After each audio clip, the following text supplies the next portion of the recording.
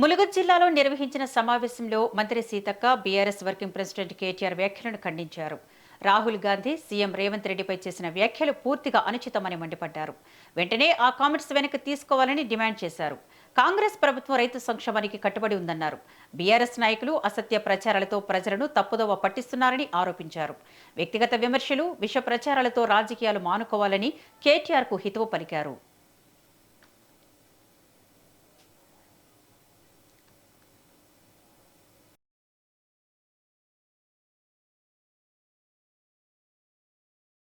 రైతు సదస్సు పేరుతోటి టిఆర్ఎస్ పార్టీ కేటీఆర్ గారు వరంగల్ జిల్లాలో మా త్యాగాల కుటుంబం నుంచి వచ్చిన రాహుల్ గాంధీ గారి మీద, అదే విధంగా అనునిత్యం ప్రజల మధ్య ఉంటూ ఒక క్షణం తీరిక లేకుండా ప్రజా సమస్యల పరిష్కారం కోసం ప్రజాపాలన అందిస్తున్నటువంటి రేవంత్ రెడ్డి గారి మీద అనుచిత వ్యాఖ్యలు చేయడాన్ని తీవ్రంగా ఖండిస్తున్నాం.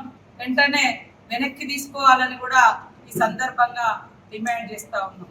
ఈ రోజు రాహుల్ గాంధీ గారిని, రేవంత్ రెడ్డి గారిని మరి ఎక్కడ చచ్చిండ్రు అని మాట్లాడేంత అహంకారపు, దుర్మార్గపు ఈ దుష్ట మాటలు ఎందుకు మాట్లాడుతున్నారని నేను అడుగుతున్నా కేటీఆర్.